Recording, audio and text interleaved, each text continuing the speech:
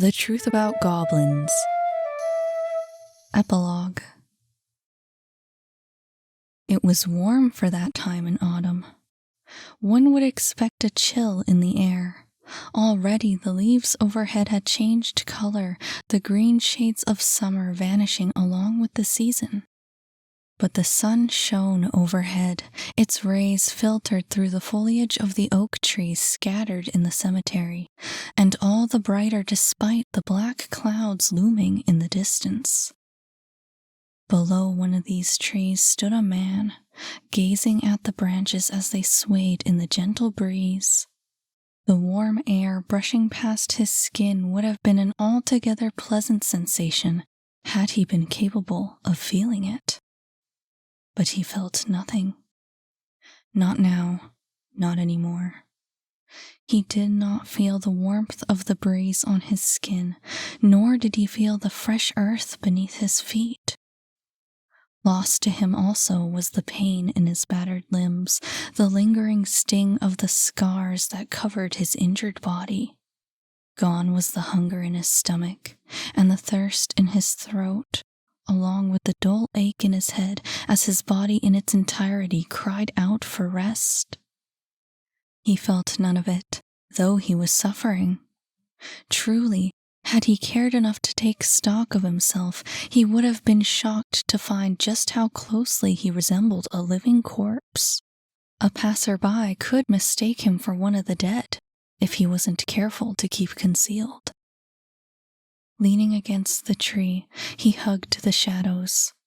From this place he had watched the funeral, from the time the coffin had been lowered into the ground, right up to that present moment when each individual was allowed to step forward to offer a last goodbye. And from that place he continued to watch, waiting for the stragglers to vanish so he too could approach the open grave. The last stranger turned away, exiting the cemetery. Had he been capable of emotion, he would have felt impatient. Perhaps he may have leapt forward right that second out of restlessness.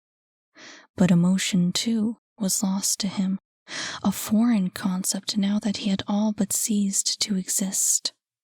Now, in the place of all emotion, lay nothing more than a task with its inevitable, logical steps and its painstakingly clear purpose. And so he was not impatient. Instead, the man waited. Although the funeral had ended and the last of the guests had already vanished with the others, he had to be sure that the coffin was left completely unattended. If he allowed himself to be seen now, in his present state, he would risk everything. And he was right to wait. Minutes after the last of the guests had left, there stepped forward another small group of strangers to pay their respects to the dead. Two he recognized, and the other couldn't have been mistaken, even with the hood pulled past her eyes. A single look was all he needed. "That's good," he thought, as he watched from the shadow of the tree. "She survived the fall." The thought would have been a comfort to him, had he been capable of experiencing comfort. But as it happened, he felt nothing. He watched as the three kids stood before the open grave, each depositing a flower, a little token of respect, upon Saphira's coffin. Again, he thought it was good and just that she was to be buried amongst the people who lived above ground. But any comfort associated with the thought passed him by, like it had before. The three finished their business quickly and quietly, staying only a few minutes longer before disappearing in the other direction. It would have been a relief if he could have felt it. How disastrous it would have been if they had caught sight of him. As luck would have it, the clouds came soon after their departure. The sun vanished, the wind taking a more frigid turn as a shadow fell across the cemetery.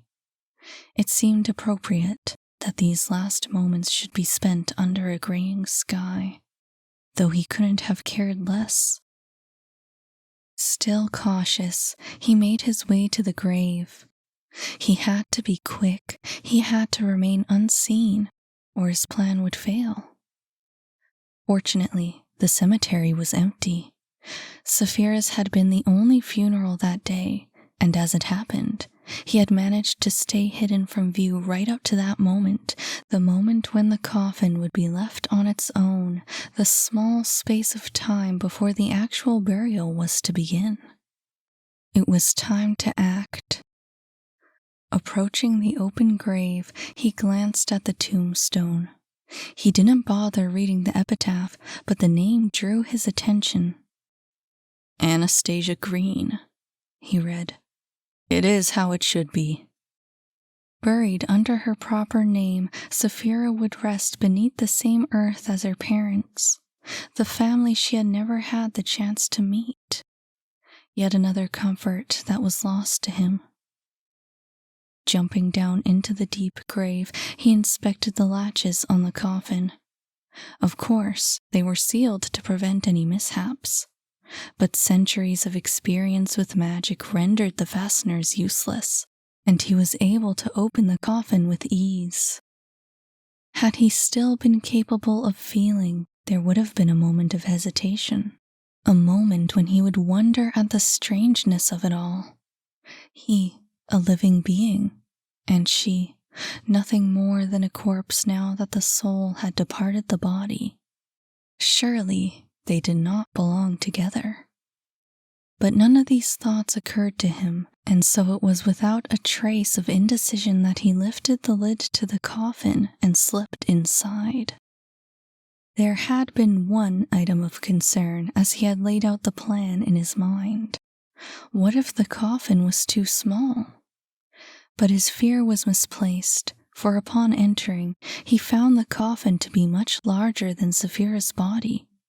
It overcompensated for her small stature so that even he, with his great height, could fit within the coffin alongside the corpse. After rearranging his body to fit beside hers, he pulled in his foot and allowed the lid of the coffin to close. It was a tight fit, but a fit nonetheless. How strange it would have been if he could have managed emotion. There he was, breath upon breath entering and exiting his lungs, slinking into the depths of a coffin to lie alongside a corpse. And yet, now that he was devoid of all feeling, it seemed right to him. She was dead, and he was dead. Perhaps he was still breathing, but his essence had perished alongside Saphira's shortly after he had whispered her name into the stone. Her real name. Even objectively, he could sense the injustice. Everything had come to nothing. Had he only known? He wondered what might have happened had he taken another path, had he given up on the child, and all that came with it. Had he given up on the past? But why dwell on it now? That was another time, another life. It was too late. There was no changing the past, the future was set in stone. His final task lay waiting before him. Yes, the final task. Annie had survived the fall, a hero. Father and child were reunited as a result of her efforts. And even Saphira, even the tragedy of the tale would live on as no more than a sad but fond memory. It was nearly complete. The happy ending was in sight. All that remained was one loose thread. He reached down with his hand to search for Saphira's. His fingers met hers, cold and stiff. It would have been an odd sensation if he had felt it. But he couldn't. It was only right in his eyes, one corpse alongside another. With his other hand, he reached into the folds of his coat and produced a small crystal.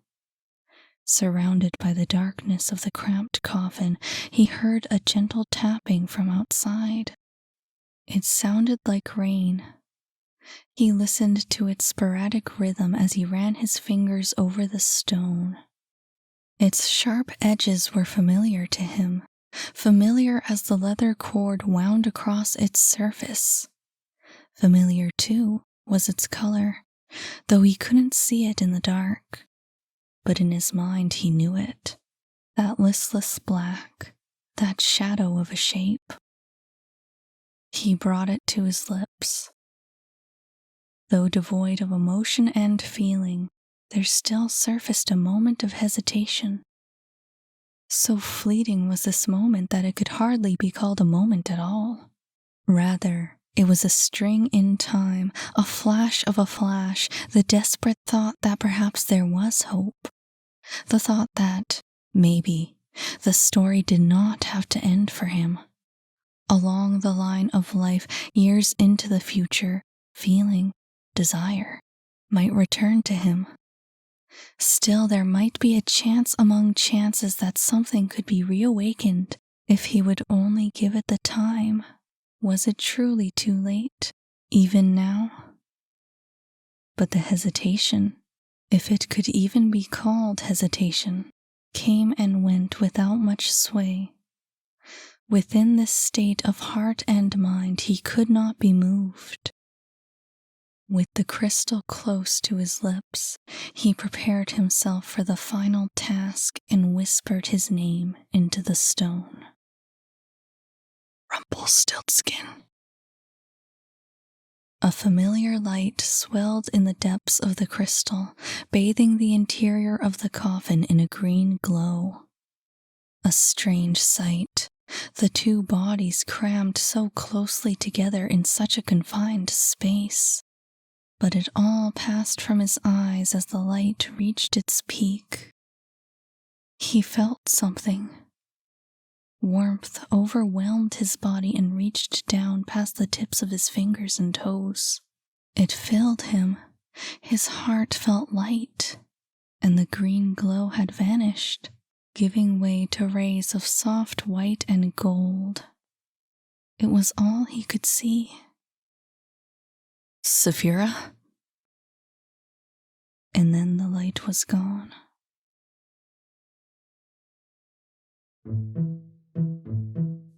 Hey, hi, I'm your narrator, Miranda Eastwood, also the author of The Truth About Goblins. I just thought I'd let you know about my Patreon. You can check it out if you'd like to throw some support my way. It would mean a lot to me. Not to mention there's loads of extra exclusive content that I only post on Patreon. While I'm at it, I'll mention that The Truth About Goblins is now available as a complete audiobook, and you can get it wherever you get your audiobooks. Thanks for listening.